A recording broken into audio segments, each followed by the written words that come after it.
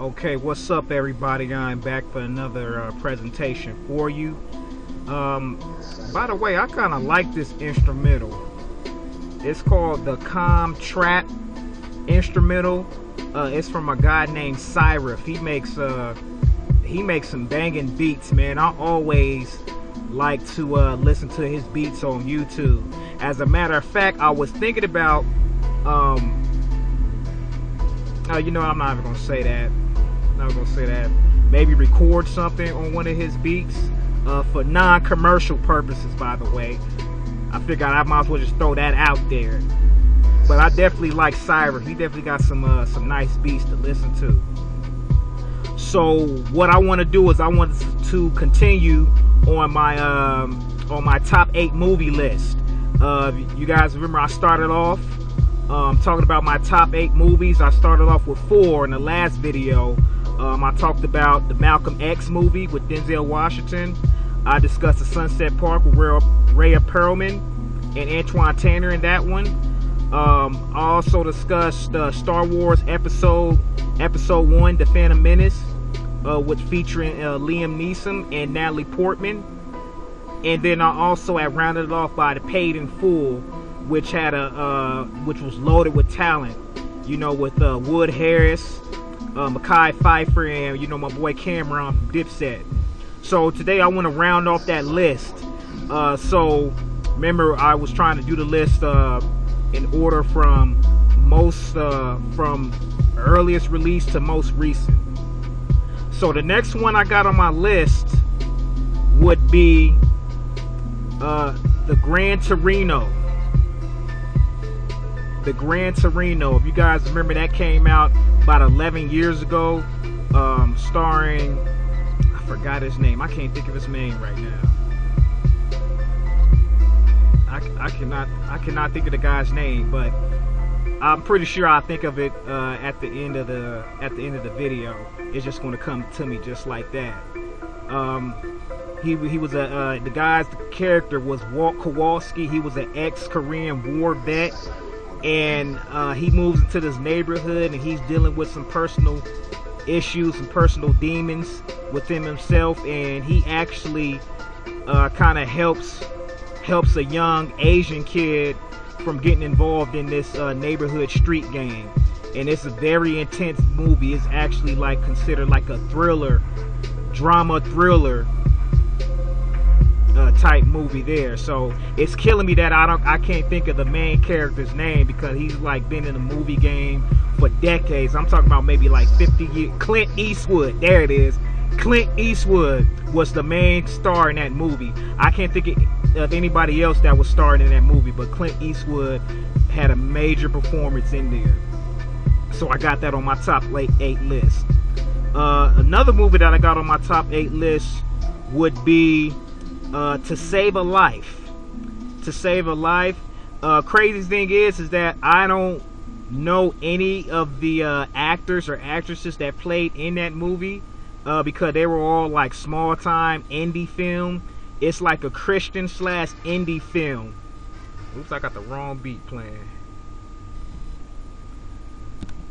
Film movie, and it actually has a great storyline. I'm not sure if it was based on a true story or not, but the main character was the star guy of the basketball team, and he was the most popular guy in high school. And he actually grew up with the kid who went to the same school with him, but due to his popularity and him being the star basketball team, he kind of shunned away his best friend that he grew up with. And the movie is one of those movies where it kind of fast forwards. It starts off at the end, and then it kind of fast forward to the beginning to leading you to that first beginning scene in the movie. And what happened was, due to his best friend being shunned, being made fun of because he had walked with a limp, he wasn't athletic at all. He went into a depression, and he went in there and brought a gun to the school, and he committed suicide. And that pretty much shook up not only the whole school, but the whole community up. And from that point on, Jake was his name. The main character was Jake. From that point on, Jake, he starts to kind of figure out, you know, there's got to be more to life than just being a basketball player. There's got to be more than life than just having a high school sweetheart. There's got to be more than life than being the most popular guy in school. And he ends up finding Christ throughout the movie, and not only changing his life around, but he changes the lives of others. So it's a very, very, very inspirational movie. I definitely recommend that movie for anybody that has kids. I've shown this movie to some clients of mine during our class for the youth advocate program that I'm a part of. It's a great movie and it's very relevant to them. So I have that on my list as well. Let's see. What else? Gran Torino. All right, so the next one I got on my list would be Honey Trap. Honey Trap. Now, Honey Trap was a movie. Shout out to Ron Wills, because he was the one that actually put me on to that movie throughout one of his videos. But Honey Trap, it was based on a true story. It was more of a drama type movie, and it was based out in England. And what the storyline was is that there was this love triangle between a girl who moved in with her mother. She was more of like the naive girl who, you know, had some self-esteem issues. Definitely was some abuse going on in her family, and she's trying to fit in. She ends up falling for this thug pretty boy type of guy in the film. He was like a rapper, he was a leader of a crew, and she ends up falling for him. But at the same time, she also befriends another guy that's part of this whole love triangle situation. And this guy would be considered more of a nice guy. And she wasn't really into him like that. And so the movie is pretty much just based off that love triangle. And there was a series of events that led to a tragic ending. I'm not going to tell anybody what the tragic ending was, because I don't want to give the movie away. But it was definitely a eye-opening movie. It is definitely heartbreaking. You know, you will. It's kind of hard to watch that movie and not be triggered, because you're going to identify with one of the characters, whether it be Layla, who's the innocent girl that kind of, you know, turns bad to a certain degree. You got the pretty boy thug guy who's kind of like portrayed as the alpha male, but he feels threatened by the nice guy, the good guy, the nice guy, you know, who's trying to vie for the lady's affection as well. So it's definitely an eye-opening movie. I had one more movie on here that I cannot find. Honey Trap, Gran Torino. Oh, bam, it's right there in my face.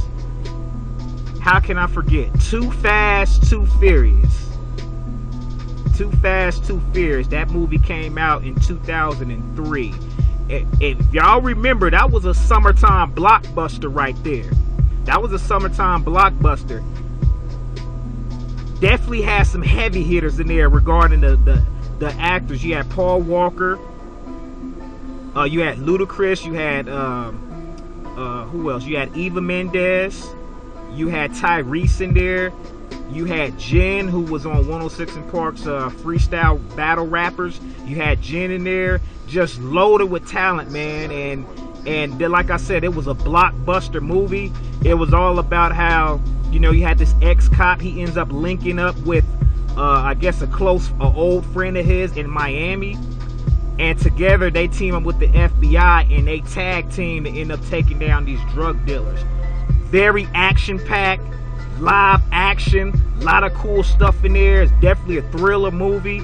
And like I said, it was a blockbuster movie. To me, I think that was one of the best Fast and the Furious movies that was made, in my opinion. So those kind of round up my list as far as favorite movies. So I'm gonna go through them I'm gonna do as best as I can to try to get them in order. So we got the Malcolm X, got Sunset Park, Star Wars Episode 1, Paid in Full, Too Fast, Too Furious, The Gran Torino, To Save a Life, and the wrap of my list will be Honey Trap. So those are my top 8 movies. So in the comment section, feel free to chime in and type in what was your favorite movies that you've probably seen within the last 10, 15, 20 years. So that's the end of my video. I hope you guys enjoy it, and I will see you soon. Peace.